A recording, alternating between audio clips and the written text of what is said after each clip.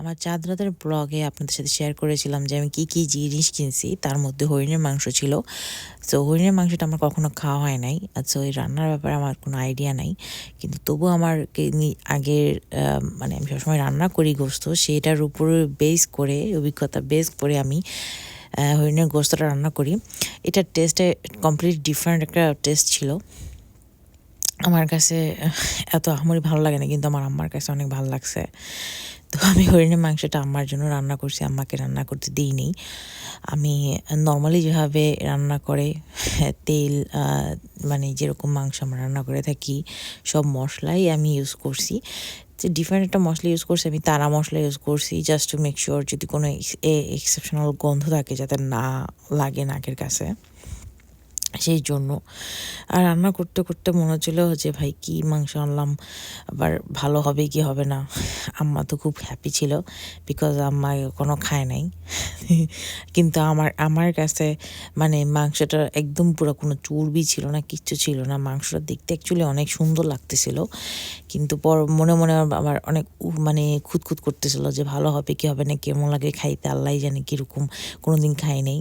কিন্তু সবার কাছে শুনছি হরিণের মাংস অনেক টেস্টি হয়, অনেক টেস্টি। কিন্তু আমার কাছে তো অ্যাকচুয়ালি টু বি অনেস্ট আমার কাছে তো আমারই কোনো ভালো লাগে নাই, যেটা আমার গরুর গোস্ত খাইতে আমার খুবই ভালো লাগে।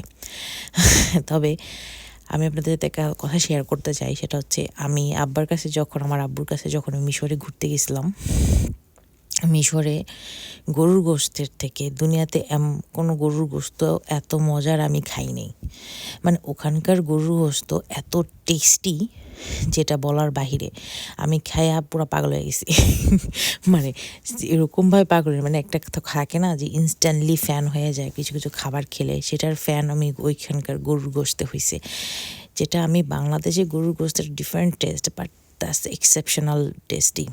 যারা মিশরের গরুর গোস্ত খাইছেন বাংলাদেশি স্টাইলে রান্না করে, তারা ডেফিনেটলি বুঝতে পারবেন আমি কী মিন করতেছি।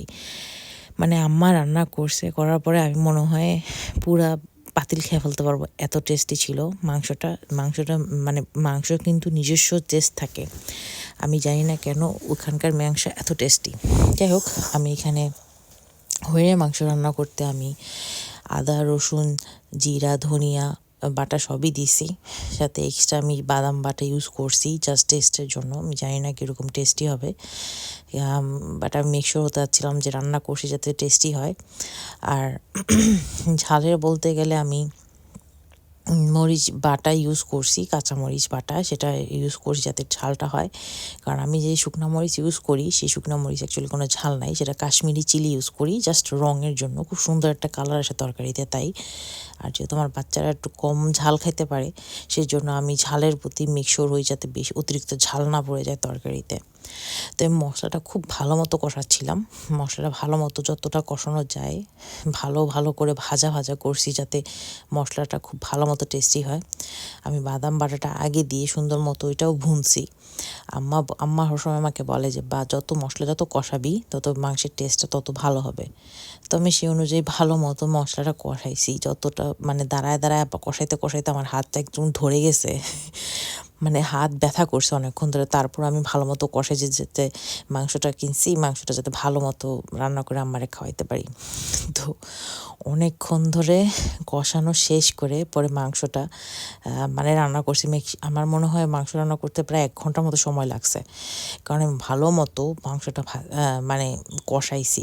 তারপরও মাংসটা না অতটা নরম হয় নাই যতটা আমি মনে করছি, মনে মাংস গলেই গেছে, কিন্তু অ্যাকচুয়ালি না, ইট ওয়াজ রিয়েলি হার্ড। মানে নর্মালি যদি আমি এরকম কষ্ট করে যদি কোনো গরুর মাংস রান্না করতাম, মাংসটা অনেক সুন্দর একটা টেন্ডার হয়ে যেত। এটা কিন্তু সেটা হয় না, এটা কিন্তু মানে নর্মাল মাংসের থেকে, নর্মাল গরু আর ছাগলের মাংসের থেকে অনেক বেশি শক্ত। আমরা কিন্তু ছাগলের গোস্ত অনেক সময় টাইম নিয়ে করি, এটা কিন্তু ওর থেকেও আমি টাইম দিছি, তারপরেও কিন্তু না এটা মাংসটা শক্ত ছিল। কিন্তু আমার কাছে একটু শক্ত মাংস ভালো লাগে, কিন্তু আমার কাছে এত শক্ত ভালো লাগে না। আমার কাছে মাংস একটু টেন্ডার হলে খাইতে ভালো লাগে। আমার কথা হচ্ছে মাংস খাইতে যদি দাঁত ব্যথা হয়ে যায়, আমার এই মাংস খাওয়া লাভ কি? কিন্তু আমার মাংস খাইতে পুরো চাপা ব্যথা হয়ে গেছে, মানে চাবাইতে মানে গাছ করে খালি চাবানোর পরও মাংস মনে হয় কি চাবানো ঠিক মতো হয় না। ভালো মতো সিদ্ধ করছি, তারপরে এতটা পরিমাণে যে টেন্ডার হওয়ার জিনিসটা সেটা কিন্তু হয় না, কারণ মাংসটা আমার মনে হচ্ছিল এটা বুড়া হরিণ ছিল, কচি হরিণ ছিল না। কারণ বুড়া বুড়া বুড়া বুড়া গরু ছাগল বলেন, গরু খাসি যেটাই হোক, ভেড়া, এগুলো কিন্তু অনেক শক্ত হয়। আমার মনে হয় এটা বুড়া হরিণ ছিল। এই জন্য আমি এতক্ষণ ধরে কষ্ট করে রান্না করলাম, তারপরে এটা না এত বেশি টেন্ডার হয় নাই, মানে একটা পুরো মানে শক্ত একটা মাংস ছিল। আপনি ভিডিও শুরুতে দেখলে বুঝতে পারবেন, আমি না ছিঁড়তে পারতেছিলাম না, আমি কামড়াইয়া ধইরা তারপরে ছিঁড়ছি। যাই হোক, এই আমার মাংসটা দেখতে পাচ্ছেন নর্মাল মাংসের মতো অনেকক্ষণ ধরে আমি কষায় কষায় রান্না করছি। মাংসটার ঝোলটা মাশাআল্লাহ অনেক ভালো টেস্টি ছিল।